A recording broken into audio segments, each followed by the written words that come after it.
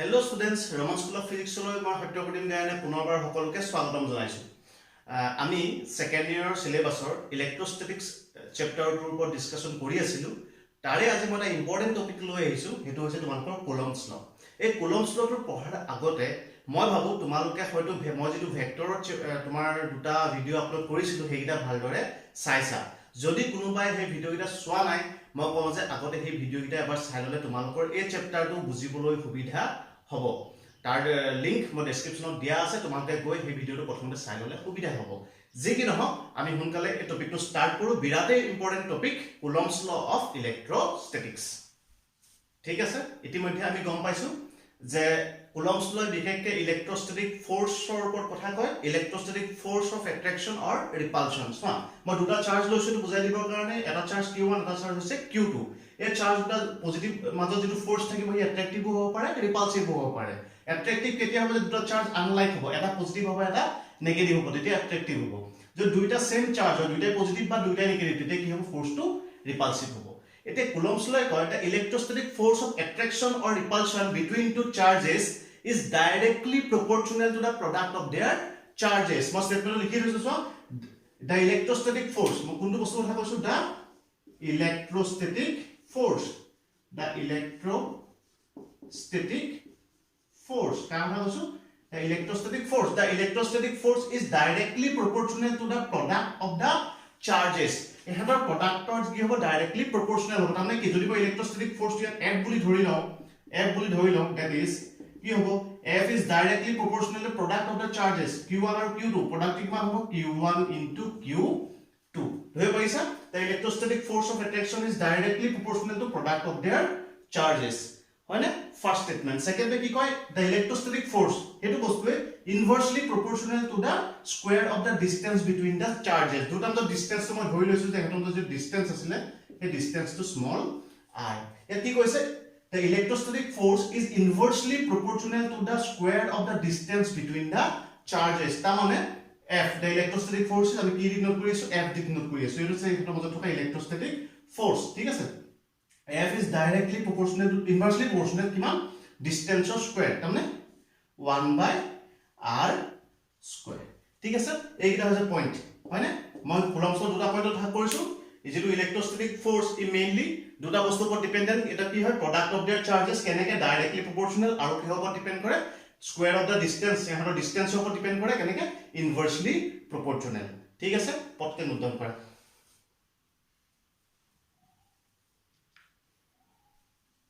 তোমালোকে note down কৰিলা? এতিয়া গম পালা যে দুটা পইণ্টৰ পৰা তোমালোকে স্টেটমেন্টটো ক্লিয়াৰ হৈ গ'ল। এবাৰ দুইটা মই কম্বাইন কৰি কৈ দিছো। The electrostatic force of attraction or repulsion between two charges is directly proportional to the product of their charges and inversely proportional to the square of the distance between the charges। দুইটা combine কৰি ক'ব পাৰিবা। ঠিক আছে, এতিয়া এই দুটা মই কম্বাইন কৰি দিও। যেতিয়া মই স্টেটমেন্টটো কম্বাইন কৰিলো কেনেকৈ হ'ব? এতিয়া চাবা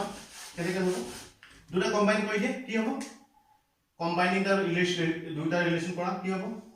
q1 q2 proportional আৰু inversely proportional। গলে কিমান হ'ব? q1 q2 by r square। মই দুইটা স্টেটমেন্ট কম্বাইন কৰি দিলো। আমি জানো যে proportionality সাইনটো আঁতৰাই দিবৰ কাৰণে আমি কি কৰিব লাগিব? এটা কনস্ট্যান্ট দিব লাগিব। এই কনস্ট্যান্টটো আমি দি দিছো, that is k। কনস্ট্যান্ট ধৰিছো q1 q2 by r square। ঠিক আছে, এতিয়া যেটো কনস্ট্যান্ট k, যেটো কনস্ট্যান্ট মই লিখিছো k, k এটা ভ্যালু আছে,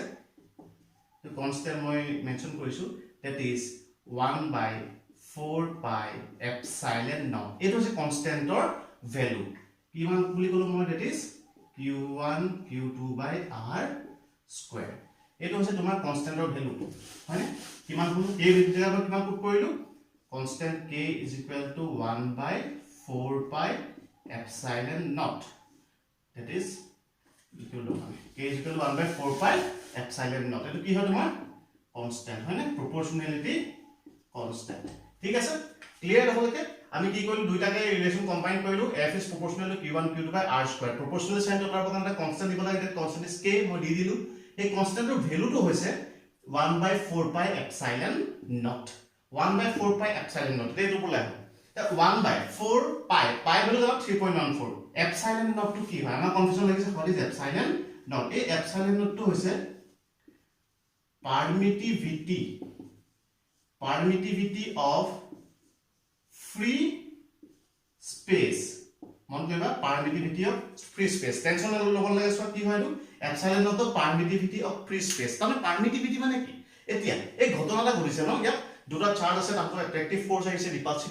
ফোৰ্স আহিছে দ্যাট ইজ ইলেক্ট্ৰোস্ট্যাটিক ফোৰ্স এই ইলেক্ট্ৰোস্ট্যাটিক ফোৰ্স যে আহিছে অ্যাট্ৰাকশন ৰিপালসন হৈছে এই ঘটনাটো কোন হৈছে আমি ফ্ৰী স্পেচত হৈছে ধৰি লৈছো ঠিক আছে আমি বোৰ্ডত কৰিছো কিন্তু মই ধৰি লৈছো যে ফ্ৰী স্পেচত যদি দুটা চাৰ্জ এনেকে ফ্ৰী স্পেচত থাকে তাহাৰ মাজত যিটো ইলেক্ট্ৰোস্ট্যাটিক ফোৰ্স আছে এই ঘটনাটো হবৰ কাৰণে ফ্ৰী স্পেচে এলাউ কৰিছে পাৰমিশন দিছে সেই পাৰমিশনৰ ৰেটটো হৈছে পাৰমিটিভিটি অফ ফ্ৰী স্পেচ পাছলৈ এইটো বিষয়ে আমি বহুলভাৱে ডিসকাশন কৰিম এতিয়া ধৰি লবা এই পাৰমিটিভিটি অফ ফ্ৰী স্পেচটো কেলে আহিছে কাৰণ ঘটনাটো ফ্ৰী স্পেচত হৈ আছে ফ্ৰী স্পেচে কিমান এলাউ কৰিছে বেলেগ বেলেগ মিডিয়ামৰ পাৰমিটিভিটি বেলেগ বেলেগ হ'ব পাৰমিশনটো বেলেগ বেলেগ হ'ব এতিয়া আমি কিহৰ কাৰণে কনসিডাৰ কৰিছো ফ্ৰী স্পেচ তো epsilon naught is permittivity of free space আৰু ইয়াৰ ভ্যালুটো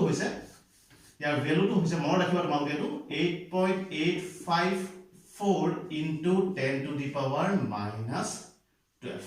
8.854 into 10 to the power minus 12 তো ইয়াৰ ইউনিট আমি উলিয়াব পাৰিম চোৱা মই তোমালোকে মনত ৰাখিব পাৰা উলিয়াব পাৰিবা চোৱা epsilon naught যদি ইপিনে গুচি যায় ফোৰ্সটো তলিয়ালে গুচি আহিব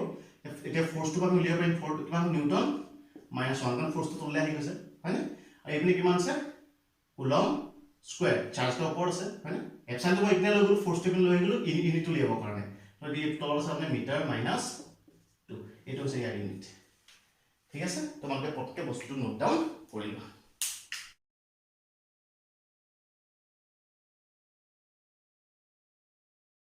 ঠিক আছে এতিয়া আমি কুলম্বস লৰ পৰা ইলেক্ট্ৰোস্ট্যাটিক ফোৰ্সৰ ম্যাগনিটিউডৰ ফৰ্মুলাটো পালো ফৰ্মুলাটো হৈছে F = 1/4 pi epsilon naught q1 q2 by r square আৰু epsilon naught টো কি বুলি ক'লো পাৰমিটিভিটি অফ ফ্ৰী স্পেচ আৰু ইয়াৰ ভ্যালুটো হৈছে 8.854 * -12 নিউটন -1 কুলম্ব স্কয়াৰ মিটাৰ -2 ইয়াৰ ইউনিট ঠিক আছে এটো ফৰ্মুলাটো উলিয়াব পৰা যায় ইউনিটটো দেখুৱাইছিলো মই ঠিক এতিয়া মই যদি ইয়াত ভ্যালুটো পুট কৰি দিও 1/4 পাই ভ্যালু 3.14 epsilon naught ৰ ভ্যালুটো হৈছে 8.854 * -12 ঠিক আছে তোমালোকে যে পুট কৰি দিয়া তোমালোকে বিয়াৰ ভ্যালুটো পাবা 1/4 পাই epsilon ৰ ভ্যালুটো পাবা 9 into 10 to the power 9 into ইপিনে q1 q2 by r square ধৰিব পাৰিলানে যদি আমি 1/4 পাই epsilon naught ৰ ভ্যালুটো আমি পুট কৰো 4 পাই ভ্যালু জানা epsilon naught ৰ ভ্যালুটো এটো পুট কৰি মানে ঘৰত চাব পাৰা ভ্যালু কেন পাবা approximately 9 into 10 to the power 9 গতিকে আমাক ইলেক্ট্ৰোস্ট্যাটিক ফোৰ্স যদি উলিয়াবলৈ দিয়া আৰু যদি ঘটনাটো ফ্ৰী স্পেচত বুলি আমাক মেনশন কৰি দিয়ে তেতিয়া আমি ডাইৰেক্টলি 1/4 পাই epsilon লিখি 9 into 10 to the power 9 লিখিব পাৰিম যেটো আমি নিউমেৰিকেলত ইউজ কৰিম ঠিক আছে পটকে নোট কৰা এতিয়া আমি আমাৰ নেক্সট টপিকটোলৈ যাওঁ ইম্পৰ্টেন্ট টপিক যেটো এক্সামত কোৱেশ্চন উঠা বহুত চান্স থাকে এটো যে Coulomb's law in vector form এটা চোৱা আমি কুলম্বস লটো পঢ়িলো প্লাস চাৰিবাৰ পঢ়ালে আকৌ কি ভেক্টৰ ফৰ্ম শুনাইতো আমি যেটা ইলেক্ট্ৰোস্ট্যাটিক ফোৰ্সৰ কথাটো পাতিলো কুলম্বস লৰ স্টেটমেন্টটো পঢ়িলো তাত আমি ফোৰ্সৰ ম্যাগনিটিউড উলিয়ালো হয়নে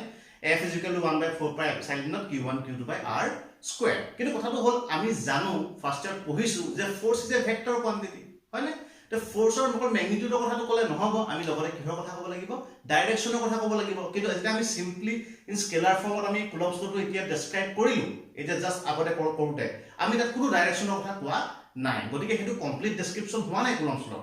কুলম্বস লৰ কমপ্লিট ডেসক্ৰিপচন আমি লাগে আমি কি কৰিব লাগিব Coulomb's law in vector form পঢ়িব লাগিব এতিয়া চোৱা আকৌ মানে ভেক্টৰ ফৰ্মটো পঢ়োতে মই দুটা চাৰ্জ লৈছো দ্যাট ইজ এটা q1 এটা q2 এতিয়া আমি জানো যে q1 q2 ত চাৰ্জ আছে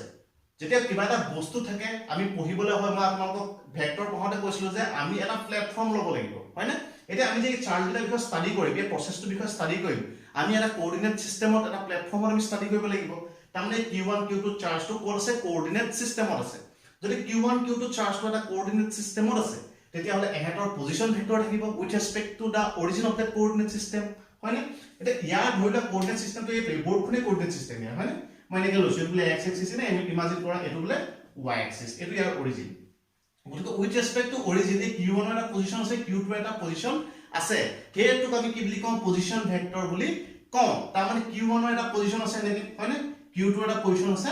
এনেকে হয়নে ইয়াৰ পজিশন ভেক্টৰটো r1 আৰু ইয়াৰ পজিশন ভেক্টৰটো কি হৈছে r2 যেটা এই ভেক্টৰ পঢ়িছো এতিয়া মই গুটে বস্তুবোৰ নিলিখো লেটেৰা হৈ যাব গতিকে মই মুখাৰি পিনি ইয়াৰ ডাইৰেক্ট পজিশন ভেক্টৰ লিখি দিছো কিমান q1 ৰ পজিশন ভেক্টৰটো মই কলো that is r1 আৰু q2 যেটো পজিশন ভেক্টৰ হেতু আমি কি বুলি কলো that is r2 ঠিক আছে কথাটো বুজি পালানে মই এটা পজিশন ভেক্টৰটো কে লিখিলো Q1 ৰ পজিশন ভেক্টৰ হৈছে R1 আৰু Q2 ৰ পজিশন ভেক্টৰ হৈছে R2 ঠিক আছে এতিয়া ধৰি লৈছো মই যে Q1 আৰু Q2 দুইটাই চাৰ্জ তোমাৰ পজিটিভ দুইটাই পজিটিভ চাৰ্জ ইউ বুলে পজিটিভ চাৰ্জ ইউ বুলে পজিটিভ চাৰ্জ ঠিক আছে দুইটাই পজিটিভ চাৰ্জ মই ধৰিছো তো দুইটা পজিটিভ চাৰ্জ হয় ই ইয়াৰ ওপৰত ফোৰ্স এপ্লাই কৰিব দ্যাট ইজ ৰিপালসিভ মানে ই ইয়াক ঠেলিব আৰু ইউ ইয়াক কি কৰিব ঠেলিব হয়নে তাৰ মানে এই Q2 টো কোনপিনে যাব এইপিনে যাব হয়নে আৰু ই Q1 টো কোনপিনে যাব এইপিনে যাব ইটো হেতু কি কৰিছে ঠেলিছে হয়নে এতিয়া Q2 ওপৰত ধৰিলে ফোৰ্স এপ্লাই হৈছে F of force on 2 due to 1 मैं f of 2 1 বুলি লিখিছো দেই force on Q2 due to Q1 f of 2 1 ঠিক তেনেকে Q1 ৰ ওপৰত ফোৰ্স এপ্লাই হৈছে ধৰিটো মই লিখিছো force on Q1 due to Q2 f of 1 2 কম পাইছা না ৰিপ্ৰেজেন্টেশন কি বহুত ইম্পৰ্টেন্ট Q2 ই ইয়াক ঠেলিছে কিমান ফোৰ্সে f of 2 1 ই ইয়াক ঠেলিছে কিমান ফোৰ্সত f of 1 2 এই বস্তুখিনি আমি ডেসক্ৰাইব কৰি লিখিব লাগিব কেনেকৈ লিখিম এতিয়া R1 টো কি হয় আকৌ এবাৰ R1 টো কি হয় position vector of Q1 R2 টো কি হয় পজিশন ভেক্টৰ অফ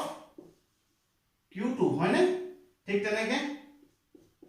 F1 টো কি হয় F of 1 2 সৰি এটো ফোৰ্স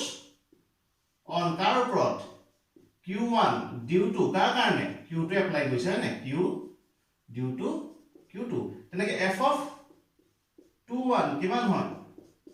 ফোৰ্স অন কাৰ ওপৰত লাগিছে Q2 due to কোনে এপ্লাই কৰিছে due to Q1 বুজি পালা নে গোটেই ৰিপ্ৰেজেন্টেশন খিনি মই তোমাক লিখি দিলো আৰু এক্সামত তোমাকে লিখি দিবা ঠিক আছে এতিয়া ইমাজিন কৰিবা যে Q1 charge two Q2 charge two মই ইমান ডিসটেন্সত লৈছো হয়নে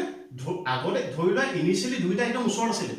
এটা এটাকে কনসিডাৰ কৰিম দুইটা একদম কি আছিল ওচৰত আছিল Q1 টু Q2 ৰ ওচৰত আছিল মানে কি হ'ব Q1 টু ইয়াত আছিল ই ইয়াক ঠেলি দিলে হয়নে Q1 টু ইয়াৰ পৰা আহি ইয়া পালেহি হয়নে এনেকা হয় না Q1 টু হয়নে তাৰমানে Q1 টুৰ ইনিশিয়াল পজিশন কিমান আছিল R2 ফাইনাল পজিশন কিমান হ'ল হি R1 কথা ধৰিব পাৰিছানে মই আকৌ এবাৰ কৈ দিছো মই ধৰি লৈছো যে Q1 Q2 কিটা ওচৰ আছিল আৰু মই প্ৰথমতে f of 1 two force to consider কৰিছো ঠিক আছে Q1 টু Q2 ওচৰ আছিল ই ইয়াৰ ওপৰত f of 1 two force to apply কৰি দিলে আৰু মুভ কৰি R1 পজিশনলে গুছি আহিলে তাৰমানে Q1 টুৱে R2 পজিশনৰ পৰা R1 পজিশনলে আহিলে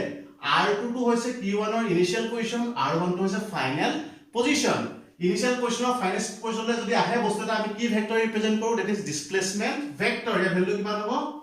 R of ইয়াৰ পৰা ইয়ালৈকে আহিছে মই এনেকৈ লিখি লৈছো del of R1 বুলি লৈছো এটো ঠিক আছে কিমান হ'ব এই ফাইনাল পজিশন হৈছে R1 আৰু ইনিশিয়াল পজিশনটো কিমান হৈছে R2 ধৰিব পাৰিলে তোমালোকে হয় না final position minus initial position is displacement vector of Q1 ঠিক আছে তো আমি কি লিখিম del of R1 is displacement vector of Q1 হয় না ঠিক তেনেকৈ তোমালে কবাইকে এতিয়া আমি এটো ফোর্স কনসিডার কৰিম যেতিয়া আমি এই ফোৰ্সটো কনসিডাৰ কৰিম তেতিয়া আমি ধৰিম যে এই Q2 চাৰ্জ টু Q1 ৰ ওচৰ আছিল ইনিশিয়ালি হয় না Q1 ৰ একদম ওচৰ আহি আছিল হি Q1 এ f of 2 1 ফোৰ্সটো এপ্লাই কৰি দিয়া কাৰণে ই ইয়ালে গুছি গল ঠেলা মাৰি দিলে হয় না গতিকে Q2 চাৰ্জ টু ইনিশিয়াল পজিশনটো কিমান হ'ব R1 অফ ফোৰ্স এপ্লাই কৰা কাৰণে ফাইনাল পজিশনটো ক'ত আছে হি R2 গতিকে ইয়াৰ যদি ডিসপ্লেসমেন্ট ভেক্টৰ উলিয়াব লাগে আমি কেনেকৈ উলিয়াম del of R2 ইয়াৰ ডিসপ্লেসমেন্ট ভেক্টৰটো কিমান হ'ব আমাৰ এতিয়া R ফাইনাল কিমান R2 হয় না ইয়াৰ ফাইনাল পজিশনটো R2 ইনিশিয়ালি ক'ত আছিল R1 ইয়াৰ ওচৰত আছিল হয় না R2 minus R1 ভাল ধৰিব পাৰিছানে পাইছা ধৰিব তেনেকৈ del of R2 is equal to কি হ'ব displacement vector of car Q2 ঠিক আছে পটকে গোটেই ডেসক্ৰিপচনটা নোট কৰি দিয়া এই ডেসক্ৰিপচন কিটা ইম্পৰ্টেন্ট না নোট কৰি থাকা মই কৈ দিছো R1 টো কি আছে position vector Q1 R2 position vector of Q2 for f of 1 2 এটো force on Q1 due to Q2 এটো f of 2 1 force on Q2 due to Q1 del of R1 কি ডিসপ্লেসমেন্ট ভেক্টৰ অফ R1 কান Q1 two Q2 ৰ ওচৰৰ পৰা আহিছে ঠেলা মাৰি দিয়াৰ কাৰণে এই ফোৰ্সটো কনসিডাৰ কৰোতে গলে ফাইনাল পজিশন হৈছে R1 initial position R2 R1 minus R2 del R1 that is displacement vector আমি ভেক্টৰ ক্লাসে পঢ়িছো ঠিক তেনেকে আমি এটা ইয়াৰ কাৰণে চাইছো ডিসপ্লেসমেন্ট ভেক্টৰ অফ q2 উলিয়াব লাগে কেনেকৈ উলিয়াইছো আমি q2 টো তোমাৰ del r2 হয়নে del r2 কেনেকৈ হ'ল কাৰণ ইনিশিয়ালি কি কৰিছিলে তোমাৰ q1 পজিশন আছিলে আৰু ফাইনালি r2 পজিশন লাগিলে গতিকে final minus initial is del r2 ঠিক আছে তোমালোকে নোট ডাউন কৰিলা বস্তুখিনি হয়নে এতিয়া কুলম্বছ ল কি কয় একৰ্ডিং টু কুলম্বছ ল মই কি মহাই দিছো তোমালোকে যে নোট ডাউন কৰিলা ধৰিছো ইয়াত লিখা আছে বস্তুখিনি সঠিক এতিয়া বস্তুখিনি মহাই দিলো যেহেতু বস্তুখিনি আছে ইয়াত তোমালোকে লিখিও লৈছা চাগে নোট কৰিছা এতিয়া চাবা কথাটো হ'ল আমাৰ কুলম্বছ ল একৰ্ডিং টু কুলম্বছ ল আমাক কি কয় F is equal to 1 by 4 pi epsilon naught into q1 এটো ম্যাগনিটিউড কোৱা আছে জানো মানে একৰ্ডিং টু কুলম্বছ ল টো পাইছিলো মানে স্টেটমেন্টত এতিয়া আমি এই যে ভেক্টৰ ৰিপ্ৰেজেন্ট কৰিব লাগে ইয়াত চাবা এটা ফোৰ্স আছিল এতিয়া ইয়াত দুটা ফোৰ্স আছে আমি দুইটা ফোৰ্স ৰিপ্ৰেজেন্ট কৰিব লাগিব প্ৰথমতে আমি এই ফোৰ্সটো লৈলো কিমান আছে ফোৰ্স অফ 1 2 ইয়াৰ ৰিপ্ৰেজেন্টেশনটো কেনেকুৱা হ'ব ফোর্স অফ 1 2 কি হ'ব 1 by এটো কনস্ট্যান্ট ইয়াৰ লগত কোনো ভেক্টৰ টেনশন নাই মানে 1 by 4 pi epsilon naught এটো নাম্বাৰ হয়নে চাৰ্জ বা স্কেলাৰ কোন দিলো ইয়াৰ টেনশন নাই আমি কি লিখি দিম q1 to q2 এতিয়া আহিব কি ডিসপ্লেসমেন্ট মানে এই ডিসপ্লেস হৈছে distance straight line distance is displacement গতিকে displacement মানে এই পইণ্টত কি আহিব ভেক্টৰ গতিকে এই পইণ্টটো মন কৰিব লাগিব এটা চাবা কোনটো কানে কৰিছা q1 ৰ কানে কৰিছা q1 টো কৰ পৰা কলৈলৈকে আহিছে r2 ৰ পৰা r1 লৈ আহিছে হয়নে কোনটো হয়নে লিখি দিবা কিমান del r1 cap হল হয়নে কথাটো ঠিক আছে কথা বুজি পালানে কেলে ললো ডিসপ্লেসমেন্ট কেলে q1 টো কানে কৰিছো ফোৰ্স টু q1 ৰ ওপৰত এপ্লাই হৈছে এটো ডিসপ্লেস হৈছে del r1 হেকৰে এটো del r1 এই ডিসপ্লেসমেন্ট নহব জানো স্কয়াৰ হয়নে ঠিক তেতে এটো আমি যদি ইন টাৰ্মস অফ ইউনিট ভেক্টৰ লিখিবলৈ কয় আমি কি কৰিম 1 by 4 pi epsilon naught into q1 q2 by del r1 square to magnitude to the direction দিব লাগিব কেনেকৈ দিম del of r1 বুজি পালানে এটো কি কৰিলো আমি del of r1 ভেক্টৰ এটো আমি কি কৰি দিলো ইউনিট ভেক্টৰলে কনভাৰ্ট কৰি দিলো ইউনিট ভেক্টৰলে কনভাৰ্ট কৰিবলৈ magnitude into direction magnitude two কিমান del of r1 direction two কিমান r1 কেপ তা ডাইৰেকশন বুজাইছে ঠিক আছে এই ইউনিট ভেক্টৰটোৰ ডাইৰেকশন বুজাইছে কম্পালাৰ ৰিপ্ৰেজেন্টেশনটো ঠিক তেনেকে সিমিলাৰলি তোমালোকে ডাইৰেক্টলি কৈ দিব পাৰিবা ইটো ফোৰ্সৰ কাৰণে f of 21 কিমান হ'ব 1 by তোমালোকে নিজে কব পাৰিবা চাবা 1 by 4 pi epsilon naught into q1 q2 by del of r2 square মানে